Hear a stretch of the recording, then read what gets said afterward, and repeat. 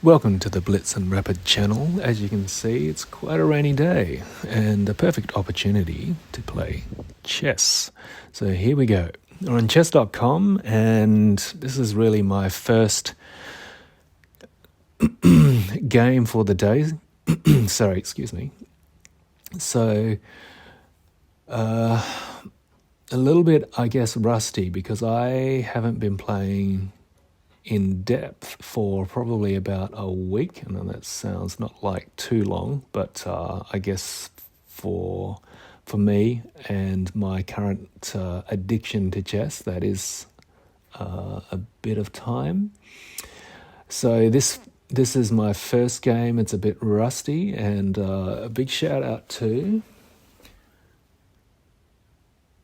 Lilkidnahat.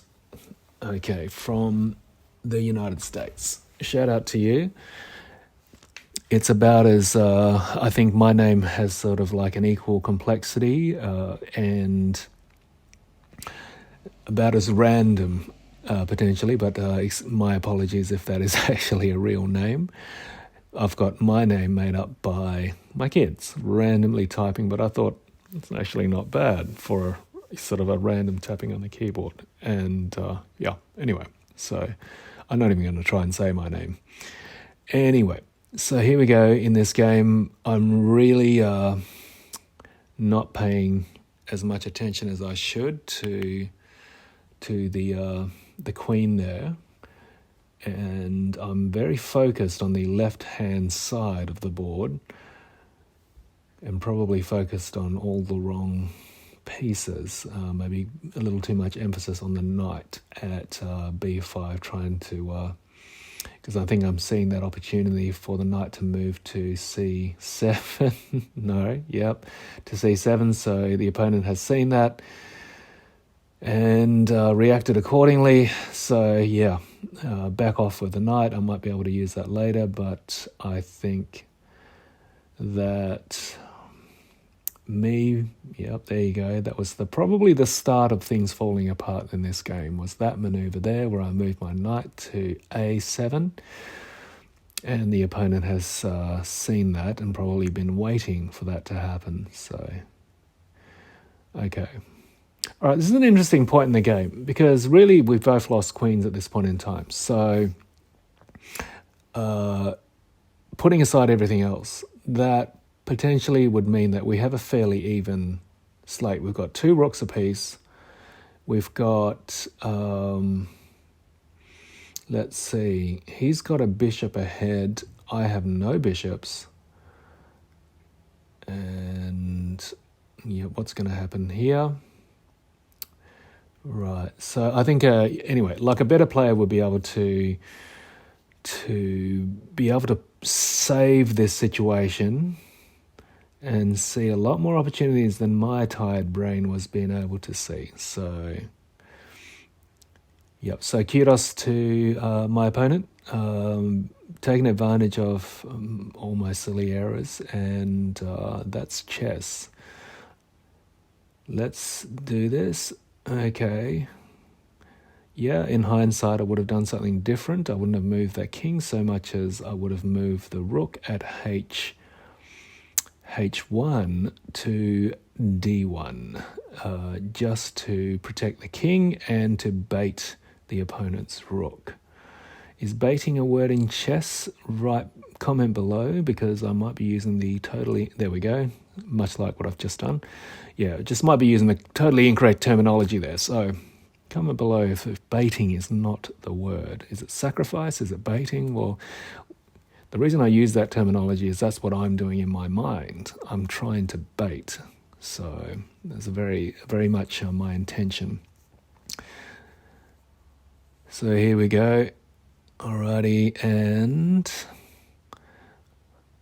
I always tend to do that. I always tend to just keep pushing pawns as far as I can go, even if they're going to get destroyed. I guess it's, for me, a level of distraction that I can place on the other player.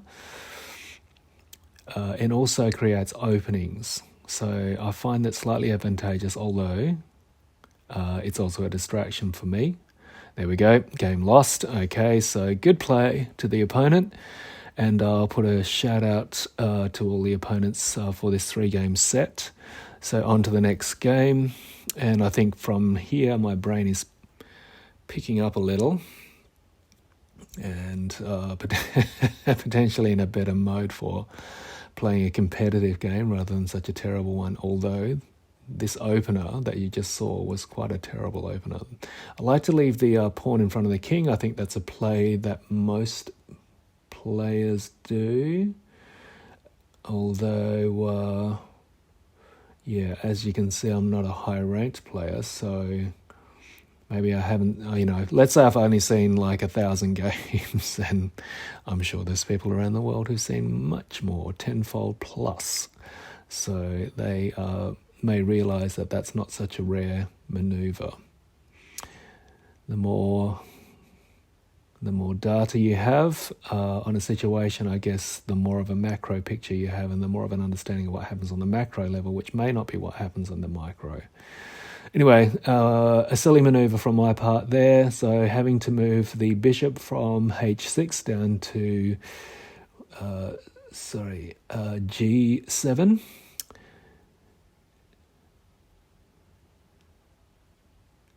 However, according to the pieces we each have, things are not moving too badly.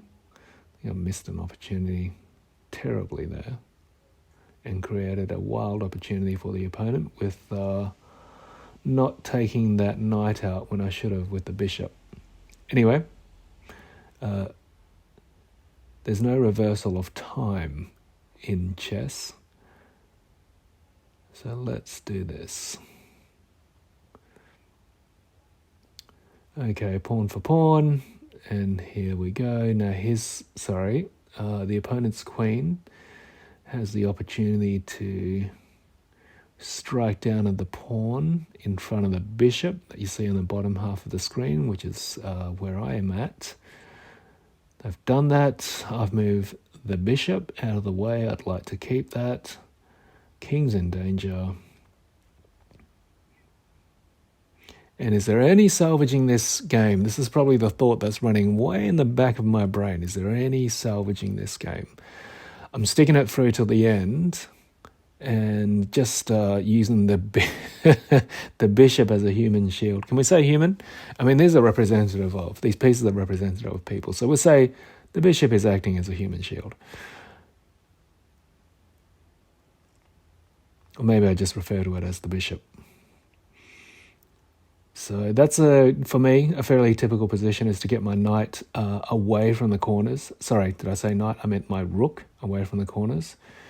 Because as useful as they are also highly vulnerable. Or should I say moderately vulnerable. Greater escape potential from danger than other pieces. However, I think that for me, the piece that has the largest escape potential is the knight. If you have a different opinion or if you know way better than me, then comment below. The knight being able to jump over pieces gives it that ability, and being representative, I guess, of horses in warfare. So the piece was created to reflect the ability of that particular unit in I guess warfare of old,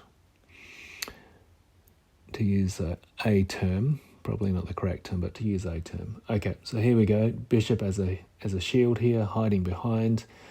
So let's just see what will happen. I didn't want to move my king to the right there to c6. That for me would have left the bishop right open, although I've had to do that anyway. Here we go, and I'm playing to the end. Let's just see where we get to, and guess what? It's a draw.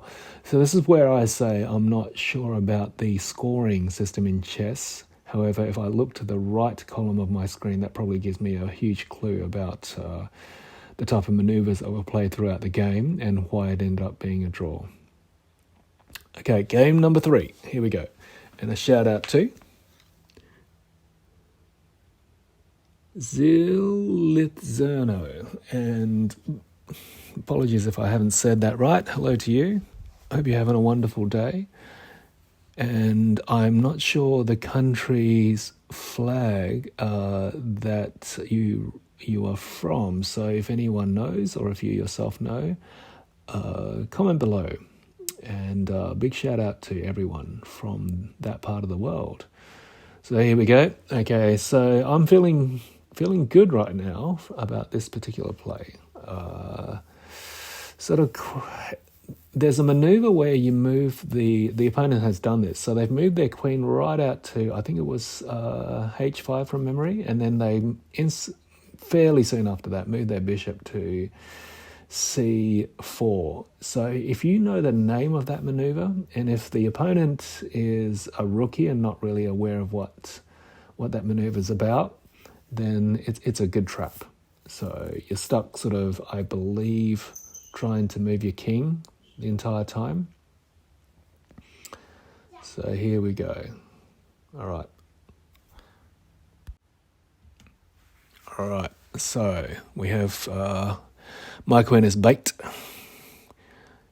for the opponent's queen. Are they going to take it? Yes, they do. Here we go. There's my opportunity to remove queen for queen. Early on when I was playing chess, I was playing against a computer, not on chess.com. It was another app. It was an app on iPhone. And I was, to even get an advantage, I ended up developing this notion that, right, I'm going to figure out how to kill your queen. This is me talking to the computer. So I made a calculation in my mind that it is worth the trade. So this is me being a complete rookie to chess, absolutely new. So my concept was, as a human, not as a piece of AI or software making a calculation, my thought process was, I will use my queen as bait, and surely the computer will calculate that they are equivalent pieces and will take the opportunity. And guess what? It was correct. So that gave me an insight into chess and I guess logic.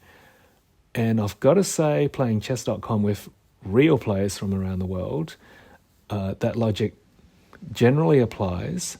However, as humans, we still make mistakes. And what I mean by mistakes is we give opportunities to the opponent by not doing what a computer would normally do.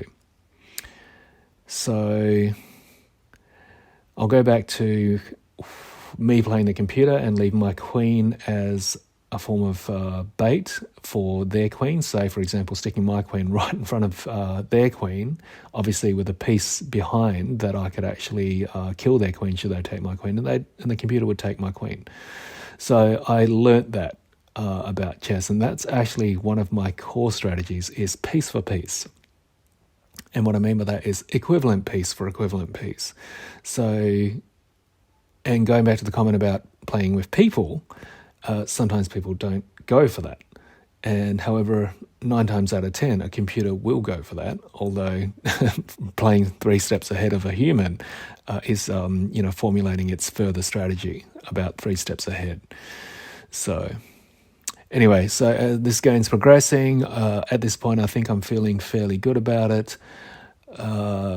This is a funny thing psychologically, is taking out pawns when you know you're starting to grow an advantage, and you're literally just going pawn for pawn, because there's obviously 1 square pieces once you pass the first two spaces or 2 squares that you can move. So sometimes there's an element of feeling bad about that.